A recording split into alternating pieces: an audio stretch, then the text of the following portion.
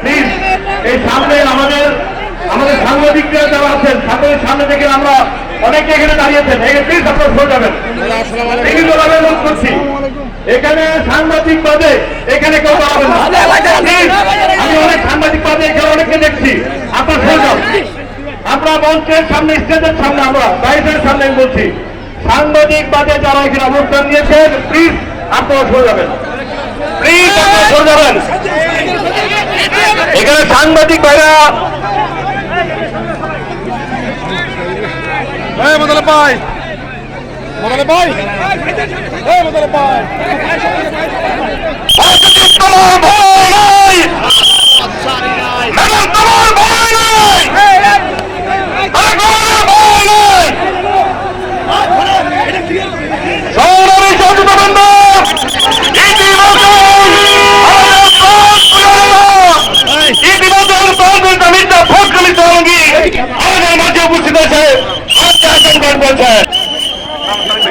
আমি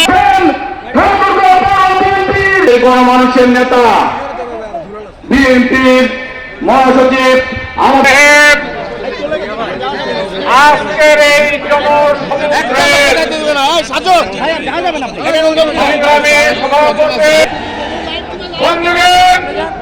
আমার বক্তব্য, মানুষ মারা যাওয়ার পরে কি করে গোরস্থানে নিয়ে যায়, তাই না? গোরস্থানে নিয়ে যাওয়ার পরে কি করে তাকে জিজ্ঞাসাবাদ করা হয়।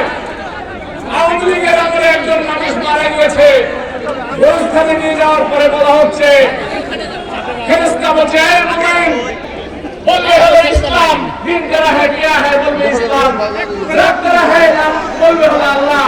এ বলে শেখ মুজিব ওই ফেরেশতা বড় ফেরেশতার কাছে নিয়ে গেল, বললে কি বলি যায় জিজ্ঞাসা দেখেন এই ব্যক্তিটা একটু সামনে গিয়ে বসতে পারেন, বিরক্ত হয়ে গেল। শেখ মুজিব তখন এবার বড় ফেরেশতা জিজ্ঞেস করলো, এই মুমিন রাত করে কে হ্যাঁ?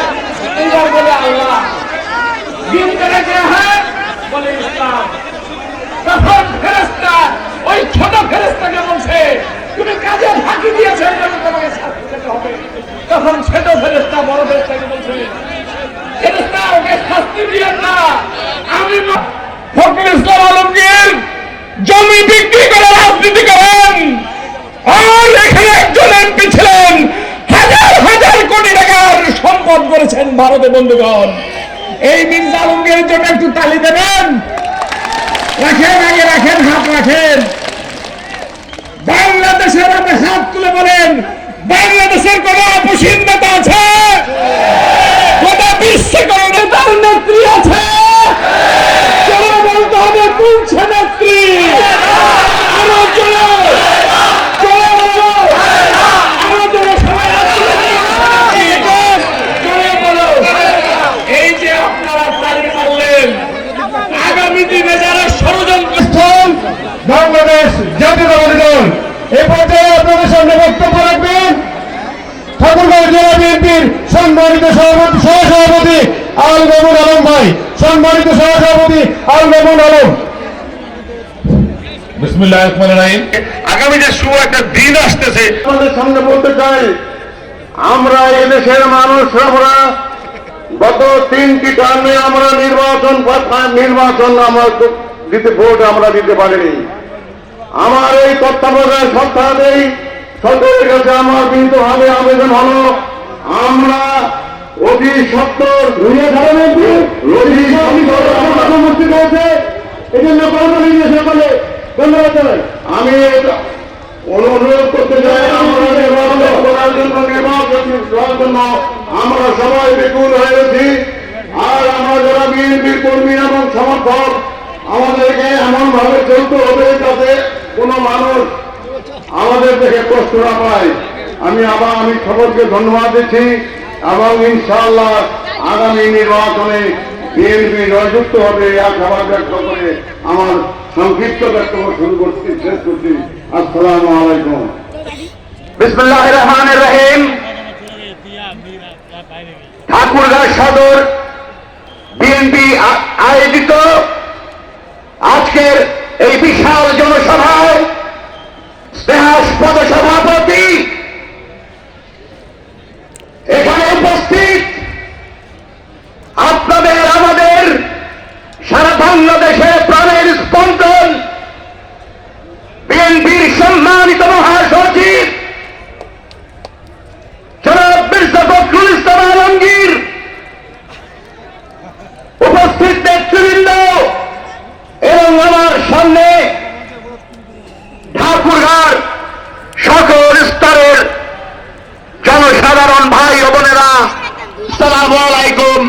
হিন্দু ভাই বোনদের আদাব। আমি বক্তব্য দেব না, কারণ মহাসচিব বক্তব্য দেবেন, কিছুক্ষণ পরেই সন্ধ্যা হয়ে যাবে, ওনাকে দীর্ঘক্ষণ আপনাদেরকে শুনতে হবে। এই জন্য আমি কোনো বক্তব্য দিব না, শুধু একটা কথা বলবো। আমরা গত 5ই আগস্টে যে স্বৈরাচারকে দেশ থেকে সরিয়ে মুক্ত বাতাসে স্বাধীনতার ঘ্রাণ নিতে পারছি, সেই বাতাসকে কলুষিত করার জন্য এখনো ষড়যন্ত্র হচ্ছে।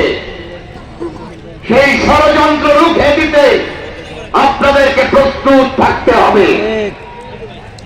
অনুরোধ করব ঠাকুরগাঁর সকল স্তরের সাধারণ মানুষকে, আমার বিএনপির সকল স্তরের নেতা কর্মীদের সতর্ক থাকবেন, সজাগ থাকবেন, কোন প্রকার ফাঁদের মধ্যে পা দেবেন না। চতুর্দিকে ফাঁদ পেতেছে স্বৈরাচারের দোসররা, সেই ফাঁদে পা দেবেন না। যে মানুষগুলো এতদিন আওয়ামী লীগের দ্বারা নির্যাতিত হয়েছিল, সেই মানুষগুলো আপনাদের দিকে তাকিয়ে আছে, তাদেরকে হতাশ করবেন না। সাধারণ মানুষের কাছে যাবেন, তাদেরকে ভালোবাসবেন, তাদের হৃদয় জয় করে আগামীতে আপনাদের নেতা মির্জা ফখরুল ইসলাম আলমগীরকে ধানের শীষে ভোট দিয়ে রাষ্ট্র গঠনের সুযোগ করে দেবেন।